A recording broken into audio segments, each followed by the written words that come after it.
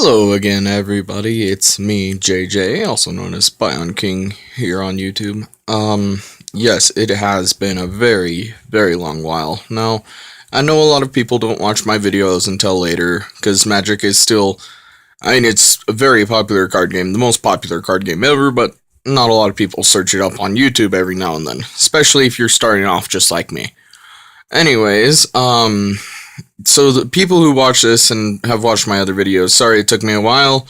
I just kind of didn't get into a slump. I've been busy with other things, watched some TV shows, played some games, going to school. I mean, not summer school, but getting ready to go to school. Anyways, sorry about the rambling. So, anyway, to make up for that, I'm going to do probably 2, 3, maybe the remaining deck techs today. And, that's also why I haven't decided to do another video in a while, is because I only have like 4 decks remaining. It was 3, but, well, it was 2 at first, and then I made another deck, upped it to 3, and then I had to delete an old video of mine because I messed up. Not a lot, but there were cards in it, and I'll mention that when I make the video.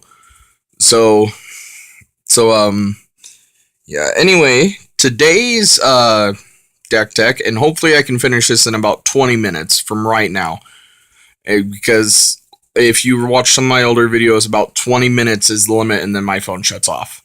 So enough rambling from me right now. I'm gonna go on to the deck tech, and I'll put down below where the video starts, so about 1:45.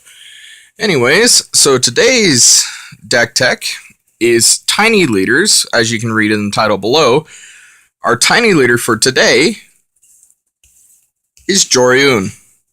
So, this is the game day promo from Oath of the Gatewatch. So, it's all nice, foily, full art, and everything. Anyway, she costs 1 blue, 1 red, and 1 regular, and she's a 2/3 for 3. So, whenever you cast your second spell each turn, draw a card. So, you can cast a card before her and then cast her and you get to draw the card, or the other way around. Either way, you're going to draw the card, but it only counts for your second spell. So if you cast the third spell, you're not going to draw a card and all that and stuff. Now, in this deck, there is a card draw theme, and the last card I'm going to show is what's going to tie it all together. So, and there is a card beneath that. It's the Thing in the Ice from the Shadows over Innistrad. I have the actual legit card, and then I have the check card, and I'll show you why well, anyways, let's get on to our lands. So, first off, since this is a double colored deck, we're going to need some color fixing, so we got an Evolving Wilds and a Terramorphic Expanse. Sack these, search your library for a basic land card, and put it on the battlefield tapped, and shuffle your library. So there's that, and then here's some more utility lands. So, Blasted Landscape, Smoldering Crater, and Forgotten Cave. These have cycling, so discard this card, draw a card. So it also helps because if you do get flooded and you have these in your hand, you can just cycle them and draw another card. And like I said, there's a card drawing theme in this. So you can pay 2 to cycle this one, pay 2 to cycle this one, and pay 1 red to cycle this one. So that's good. Now on to our double color fixers. We have Is It Boilerworks, bounce a card back to your hand, add blue and red. Wandering Fumarole, blue-red manland, pay 2 regular, blue-red, and then until end of turn, it comes a 1/4 with pay 0, and you can switch its power and toughness until end of turn. So, there was an old card that acted like that, and a lot of people I heard call it the convertible turtle. So that's kind of what this new land is. Well, not new, it's from Oath, and it's probably about half a year old. Anyways, then we got Swiftwater Cliffs, so when this enters battlefield, gain 1 life, add blue or red to your mana pool. Not both. That's not like Is It Boilerworks. Anyways, now on to our, and then the rest, 4 mountains, and 7 islands. Can be whatever art you choose, everything. I just like to have all my lands be the same art, so, yeah. Now on to our creatures. So we have Thing in the Ice. So I did check it, and this is a check card. So the check cards, they have the actual magic thing on the back, because these are penny sleeves, so they're see-through on both sides, so I wouldn't be able to run the Thing in the Ice, because the Thing in the Ice is a flip card, and if you can subtly see, just It's kind of hard to see in the video. If I can angle it just right, you can kind of see the wording and the reading on the back. But yeah, it's double-sided. So this deck is blue-red control, basically. So a lot of our creatures are... It's like a blue-red control aggro. It's like mid-range in a way. So anyways, then we got Monastery Swiftspear, Haste, Prowess. So there's that. Nivik Cyclops. Whenever you cast an instant or sorcery spell, it gets +3/+0 and can attack as though it didn't have Defender.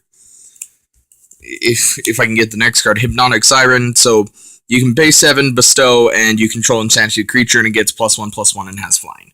So I have then here just, it's like, oh, you have a giant creature, I'm going to take it control for myself. And then we got Weed Dragonauts. So whenever you cast an instant or sorcery, it gets +2/+0 until end of turn, and it has flying. So there was a new card that came out in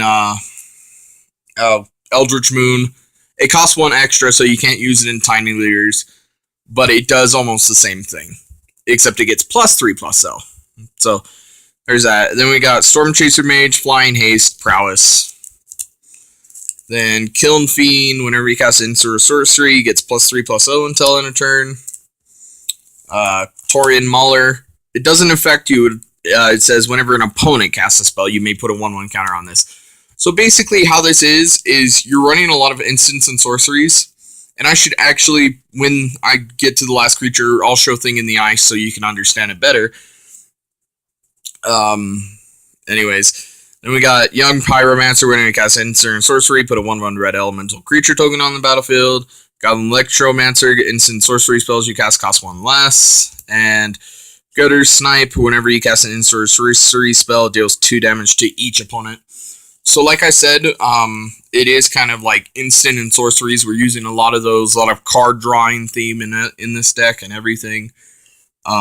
So our creatures help with our cards and drawing, well, not drawing, but pumping them up through playing our instants and sorceries like Prowess and giving them +3/+0 or hitting the opponent. Yeah, stuff like that.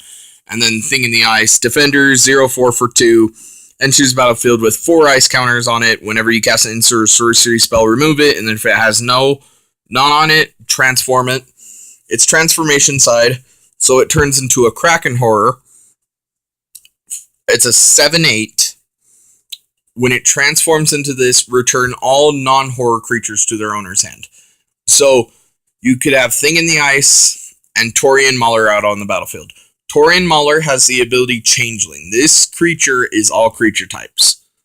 So he could be huge. He could be like a 10/10 because your opponents were playing spells after spells and just making him bigger. It is a May ability.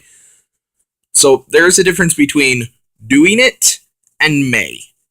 So doing it, it is a force thing. No matter what happens, you have to do it. A May ability is... you can choose to do it, or you can choose not to. So there are cards like, whenever this deals damage, draw a card. Or, whenever this deals damage, you may draw a card. So say you have no cards in your library left, because you're going against somebody who's playing mill, and you hit them with the creature that forces you to draw a card. You just lost. Because it forces you to draw a card. To where, as the other one, if it hit... it's a May ability, so you can skip to do the drawing. And if you don't kill them right then and there, just know you're going to die. Unless you have a card to where it says you can skip your draw step or draw one less card, something like that, you're going to die thanks to Mill.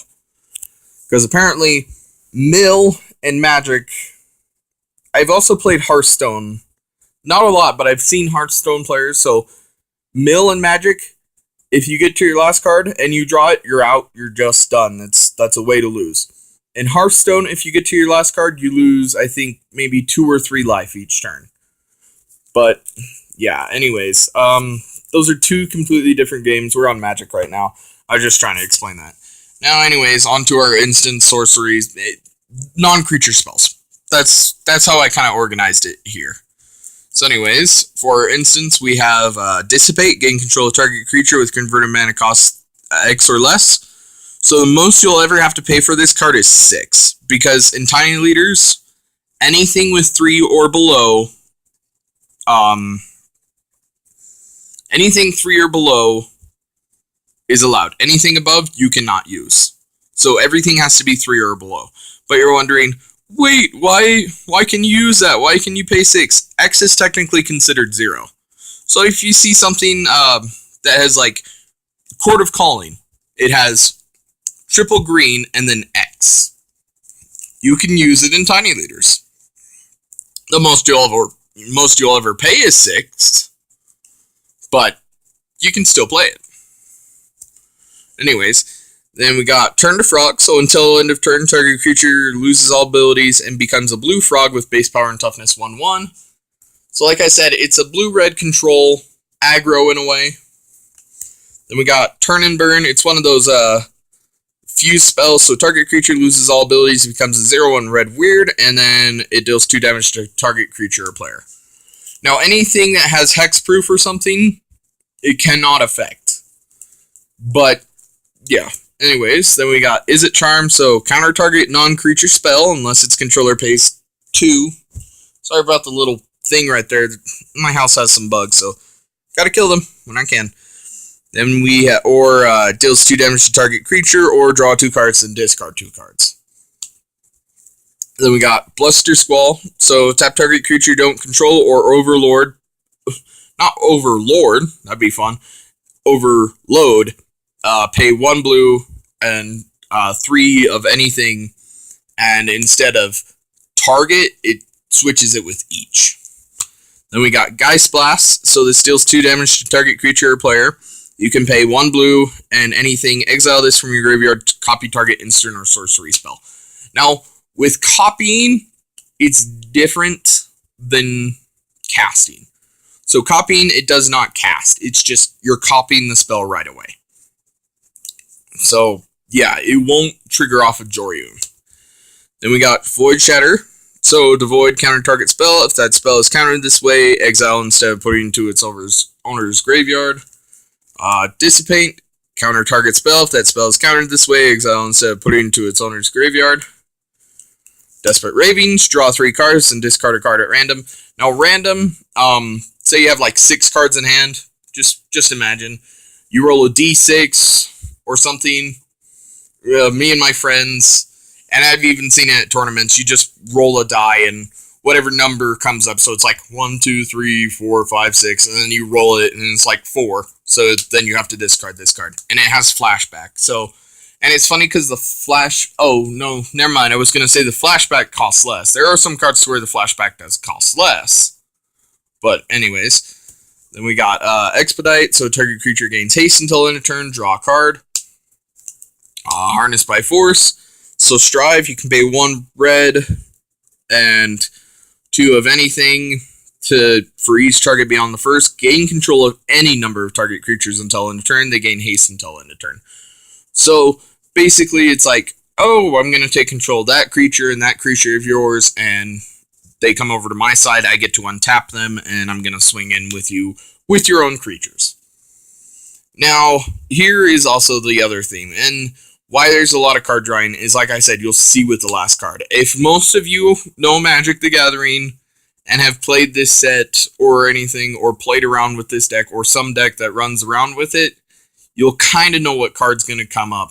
Anyways, next card is Mind Sculpt. Target opponent puts the top 7 cards of his or her library into his or her graveyard. This deck has a mill option. So you can either kill your opponent by smashing face or by milling them out. And you'll see that with the last card. Then we got Slip Through Space. Target creature can't be blocked this turn, and you can draw a card. So like I said, a lot of card drawing, and you'll see why. Vandal Blast. Destroy target artifact you don't control. Overload for 5. 1 red and anything. Hidden Strings. You may tap or untap target permanent, and then you may do it again. And then Cipher, so you can put it onto target creature you control, and then whenever that creature deals combat damage to a player, you can cast the card again without having to pay for the spell. Then we got Library of Lang, so skip your discard phase. So, basically, this has been eroded, eroded. So ERRATED, or however you spell eroded. but two, you have no max hand size. And whenever a spell or effect forces you to discard a card, you may instead discard that card to the top of your library. So remember with the Desperate Ravings, it says discard a card at random. You could discard that card and either look at it before it gets completely discarded and either decide, oh, it's a land and I'm flooded, so I'll put that to my graveyard, or, oh, it's a good spell that I need, I'm going to put that to the top. So there's that. And we got Sulfuric Vortex. Player at the beginning of each player's upkeep, it deals 2 damage to that player, and if the player would gain life, that player gains no life instead. So anti-life gain decks. Then Vial of Lightning, enchant creature. Enchant creature gets +2/+2, has first strike, and can attack you or a planeswalker you control. So putting on like maybe a small or a big threatening creature an opponent controls, and it's just like, oh no, I don't want that, and then get rid of it.